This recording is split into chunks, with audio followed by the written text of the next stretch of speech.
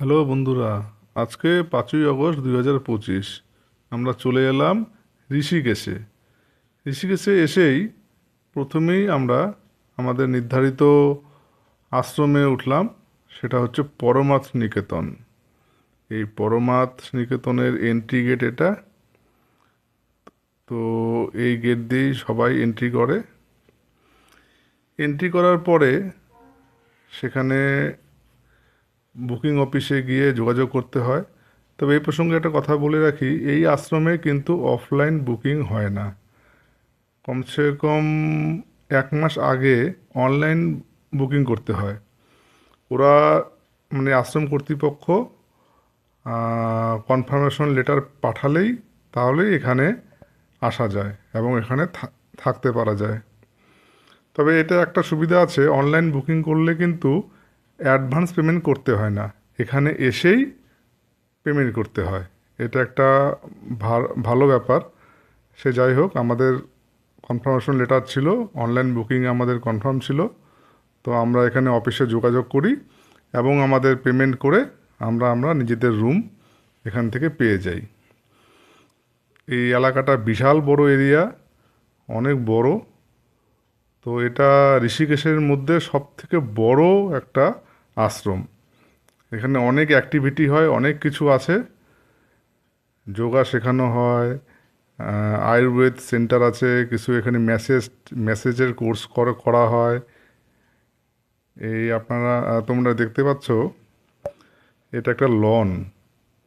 এই লনে বসে ঘন্টা খানেক সময় আরামসেই কাটিয়ে দেওয়া যায়। লনটা খুব পরিষ্কার পরিচ্ছন্ন।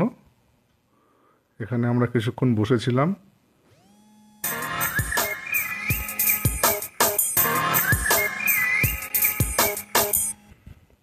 তো এটা একটা ভেতরেরই একটা অংশ এই আশ্রমের। তো এদিক দিয়ে আমাদের যেতে হয়। তো এখানে যারা শিষ্যরা আছে, মানে এখানে যারা থাকে স্টুডেন্টরা, ওদের ওটা খাওয়ার জায়গা। তার পাশেই আছে একটা ক্যান্টিন। সেই ক্যান্টিনটা কিন্তু খুব উন্নত এবং এই ক্যান্টিনে সব ধরনের আধুনিক খাবার পাওয়া যায়, যেমন veg cutlet, veg biryani, veg kebab, আরও অনেক কিছু কিছু বিদেশি খাবারও পাওয়া যায়। তো এই আশ্রমে বিদেশিরাও থাকে, পাশে সাথে ইন্ডিয়ানরাও থাকতে পারে। তো এখানে কিছু ব্লক আছে এই আশ্রমের মধ্যে, এক একটা ব্লকে এক এক ধরনের লোক থাকে। তো এখানে একটা সাইনবোর্ড আছে, এখানে বিভিন্ন ধরনের ব্লক, যেমন Ganga block, Yamuna block, Saraswati block, এরকম ব্লক আছে। তো যে যেভাবে বুকিং করে সেইভাবে বুকিং করে। এটা আমাদের রুম। তো এই রুমে প্রথমে ঢুকেই একটা মানে গেস্ট রুমের মতন আর কি, একটা বসার জায়গার মতন। তো এটা হচ্ছে একটা বেডরুম। বেডরুমে দুটো বেড আছে, দুটো বেড। এখানে 2-3 জন আরামসে শোয়া যায়। তারপরে ঢোকেই একটা কিচেন রুম। এখানে রান্না করে খাওয়া যেতে পারে। এখন অনেকে রান্না করে খায়ও, তো আমরা সেরকম ব্যবস্থা করে আসিনি। সে যাই হোক, তো এটা একটা স্টোর রুম। স্টোর রুমে যারা গ্যাস সিলিন্ডার এবং শাক সবজি রাখতে চায় রাখতে পারে এখানে। আর এটা একটা ডাইনিং স্পেসের মতন, খুব একটা বড় না, তবে এটা ভালো। তো এটা ওয়েস্টার্ন টয়লেট, বেশ পরিষ্কার পরিচ্ছন্ন। এবং এদিকে আছে বাথরুম।